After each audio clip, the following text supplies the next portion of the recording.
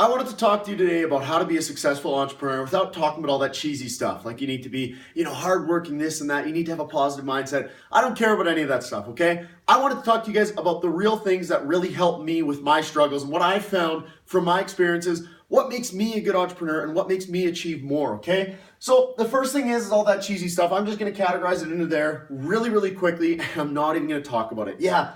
We all know you have to be motivated. You have to be hardworking. You have to make things work. You have to be a fixer. We get all that. We all know that already. You're not watching this video to hear that. The big things are, these are the two concepts that I have the biggest struggles with, but once I've overcame them, I've progressed tremendously. So the first thing is I've written down a question here. Will you ever achieve full satisfaction? No.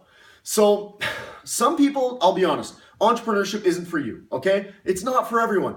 If you're someone who needs to, make sure that, hey, by the age of 20 or by the age of 30 or by the age of 40, I need to be here, I need to be here, I need to be here. That's fine, but there's a big difference between this. Will you ever achieve full satisfaction?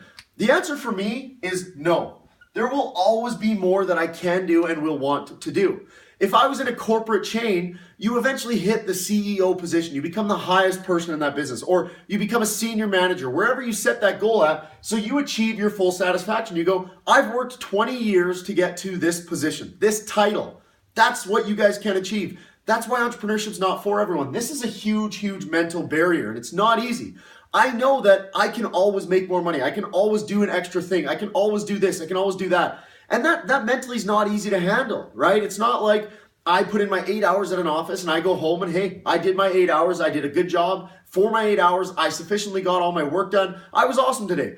This, for me, I always know that there's more in a day that I can do. And that sucks mentally. That's draining, right? When you work 18 hours in a single day and you know that you still could have done more, that's tough. And there's a lot of stress aspects to this, okay? The next biggest thing I've written down here, know what you are not good at, ... This is tough, especially for me. This is a moment of honesty here. I am very confident in what I do. I like to overlook everything. I like to make my hands are in every single pot, whether it's marketing, whether it's website design, whether it's this, whether it's that. I always want to have my hands in every single pot. I want to be a part of every single process. But at the end of the day, I know that I'm not good at that.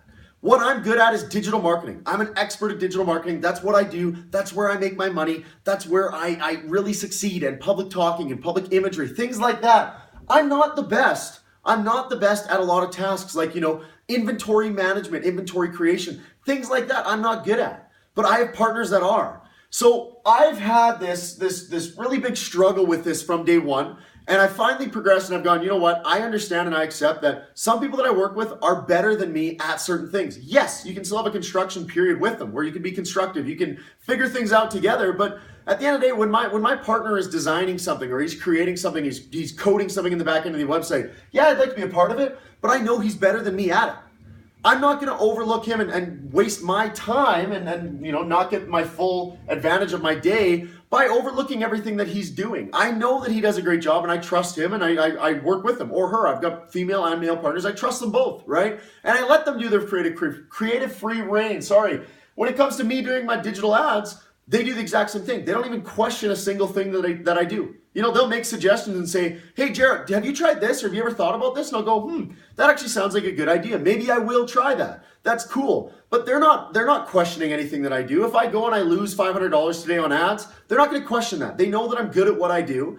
And if I screw up, I screwed up. I'll fix that. Or you know what? Maybe I took a calculated risk. We don't even question that. Same thing with them. If they screw up, it happens. That's business. You can't dwell on that stuff. But you need to know what you're not good at. You need to find someone who is good at it. There's people that are good at everything, right? A lot of my new contracts and my consulting work has really shown me this, is that I'm not the best at a lot of these things. I have my very, very, very good specialized expertise skill, and I'm amazing at it, but I'm not good at, creating some products in certain fields. I'm not good at that. I'm not good at designing new technologies. I understand that, but now I'm partnering up with people who are. And that's awesome. I don't question what they do and they don't question what I do. It's amazing. I've become so much more profitable taking this on. Yes, I've hired some people, whether I've been coached or whether I've hired someone full-time as a staff member. I've spent a lot of money in here. I've spent 6 figures on this, right? 6 figures on outsourcing work that I can't even spell it. I've spent 6 figures on outsourcing work to people that they're better than me at it. Now, yes, when it's frustrating because I could have saved $50,000. If I didn't hire that person to do that, I could have done it and I could have saved $50,000.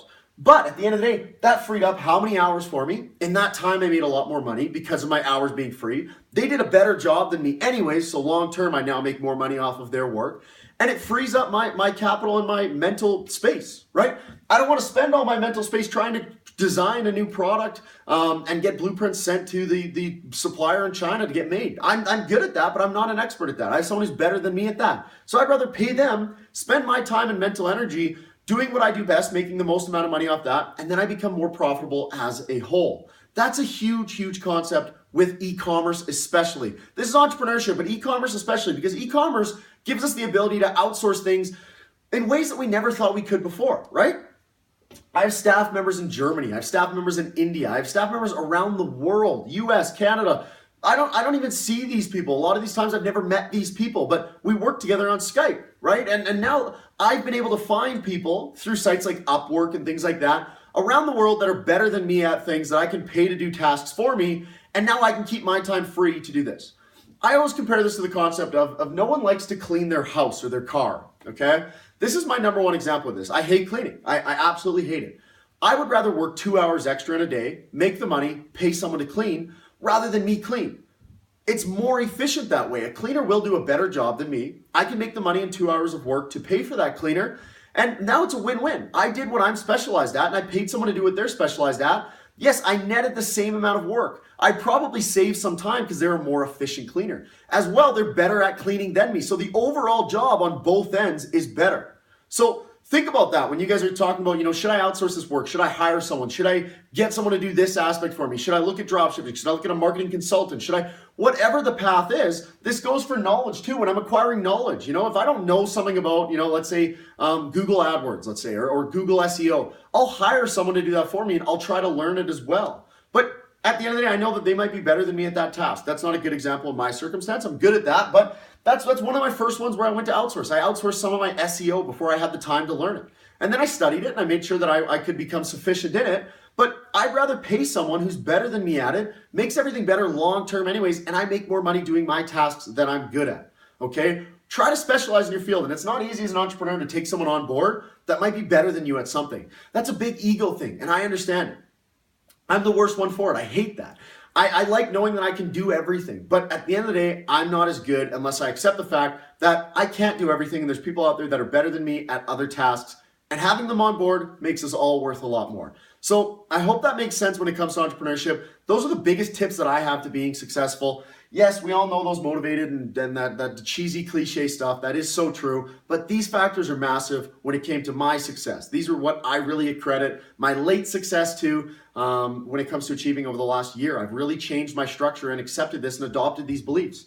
So I hope that makes sense. If you guys have any questions, please let me know. If you guys enjoy this video or these content, please comment and like this video, subscribe. That's why I do this, and then I know what you guys want to see moving forward. So feel free to comment any questions that you want me to go over with some of my e-commerce videos coming up. Thanks, guys.